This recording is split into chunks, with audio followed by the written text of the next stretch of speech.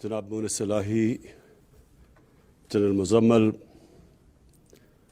Michael Rogers, خواتین و حضرات، میں سب سے پہلے تو Michael Rogers thank you for that excellent presentation.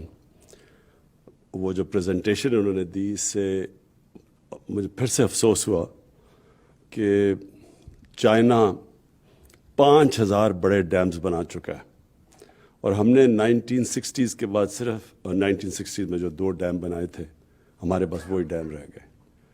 اور یہ جو انہوں نے ابھی پریزنٹیشن دی، اس میں یہ بھی افسوس ہوا کہ اس کوتاہی سے، اس کوتاہی کی وجہ سے ہمارے ملک کو کتنا بڑا نقصان ہوا.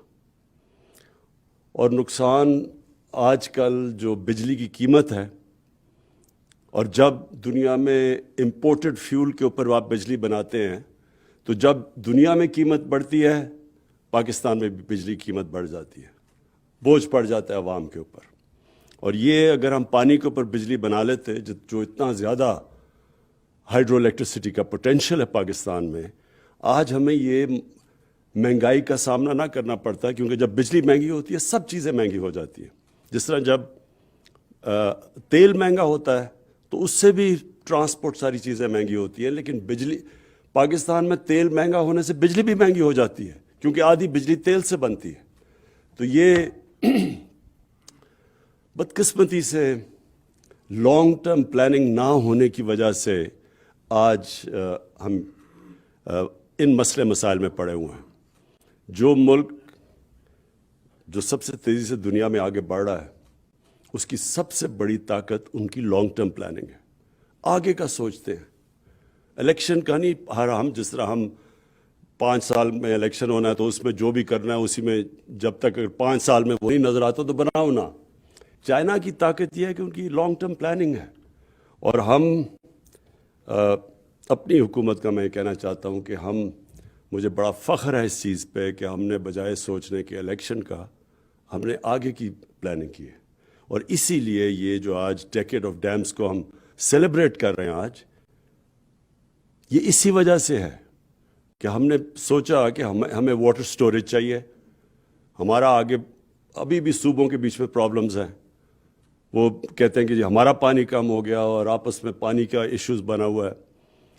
تو آگے جا کے تو جس تیزی سے ہماری آبادی بڑھ رہی ہے، ہمیں تو اور زیادہ زمین کو کاشت کرنا پڑے گا. اور اگر جب سٹوریج ہی نہ ہو تو ہم زمین کو کاشت کیسے کریں گے؟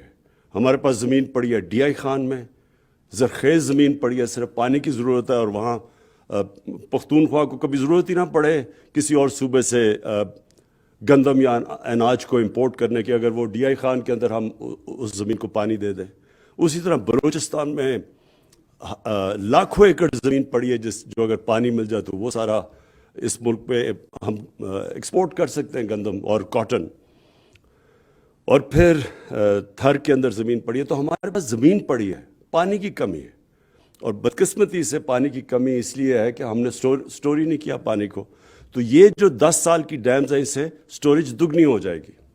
پھر جو دنیا کو سب سے بڑا مسئلہ فیس ہو رہا ہے کلائمیٹ چینج کا، وہ بھی ایڈریس ہو جاتا ہے اس سے. جب آپ صاف بجلی بناتے ہیں پانی سے تو کلائمیٹ چینج کا بھی ایشو ختم ہو جاتا ہے، کم ہو جاتا ہے. یعنی اپنے ملک میں ہم اس کو کمبیٹ کر سکتے ہیں.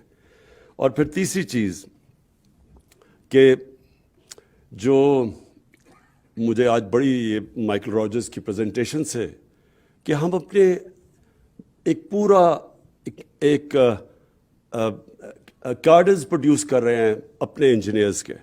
ان کی ٹریننگ ہو رہی ہے سب. ایک بہت بڑی ہماری یوتھ تیار ہو رہی ہے جس کی ایکسپرٹیز ہوگی ڈیم بلڈنگ میں.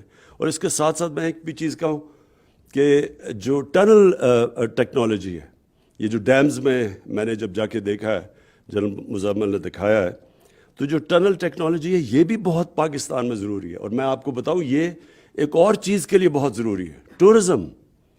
پاکستان اللہ کے نے وہ نعمت دی ہوئی ہے پاکستان کو، جس طرح کہ ہماری پہاڑوں کی سینری ہے، اس کا دنیا میں شاید ہی کوئی ملک ہو جو اس کا مقابلہ کر سکتا ہے. اور یہ ٹورزم کا بہت بڑا ریونیو آ سکتا ہے یہاں. لیکن سوئٹزرلینڈ آپ جا کے دیکھیں تو وہ آدھا ہے ہمارے ناردرن ایریاز کا، لیکن اس کا 60 سے 70 ارب ڈالرز اس کا ریونیو ہے ٹورزم سے. لیکن سوئٹزرلینڈ کے اندر سب سے بہتر ان کے پاس ٹنل ٹیکنالوجی ہے، کیونکہ وہ پہاڑوں پہ وہ ٹنلز بنا کے تو بڑا ایکسیسیبل کر دیا انہوں نے اپنا سارا علاقہ. تو اس کا جو اگلا ہمیں فائدہ ہوگا ڈیمز کی، یہ جو اب جس تیزی سے اب ٹنل ٹیکنالوجی پاکستان سیکھ رہا ہے، تو اس سے انشاءاللہ یہ آگے بھی اس کے بہت بڑے ہمارے فائدے ہوں گے. مونس الہی صاحب، آپ نے بات کی کالا باغ ڈیم کی. اس پہ کوئی شک نہیں کہ پاکستان کو سٹوریج کی ضرورت ہے، اور اس پہ کوئی شک یہ بھی نہیں کہ وہ بہت اچھی سائٹ پہ ہے کالا باغ ڈیم، ہے تو میرے حلقے میں میاں والی میں. لیکن صرف ہمیں ایک ایشو ہے، ہمارے سندھ کے ہمارے بھائی ہیں، ان کو ہمیں جب تک ہم ان کو کنونس نہیں کریں گے، جو پاکستان کے خلاف قوتیں وہاں کام کر رہی ہیں وہ ان کو استعمال کریں گی کہ جی ان کا پانی چوری ہوگا. تو یہ کہ ہم نے پوری کیمپین کرنی ہے، ان کو سائنٹیفکلی بتانا ہوگا کہ یہ جب اگر کالا باغ ڈیم بنے گی تو ان کو کوئی نقصان نہیں ہوگا بلکہ فائدہ ہوگا. لیکن اس سے پہلے اگر ہم یہ شروع کریں گے تو جو لوگ انتشار پھیلانا چاہتے ہیں وہ اس کو استعمال کریں گے. تو میرا یہ پوائنٹ ہے اس چیز کے اوپر، کیونکہ ہم ایک فیڈریشن، اور ہمارا کوشش ہونی چاہیے کہ فیڈریشن میں ساری قوم کو، سارے صوبوں کو ساتھ لے کے چلیں. میں آخر میں مونس، آپ نے بڑی اچھی بات کی. آپ نے کہا کہ تحریک انصاف کو گھبرانا نہیں چاہیے میٹنگ سے.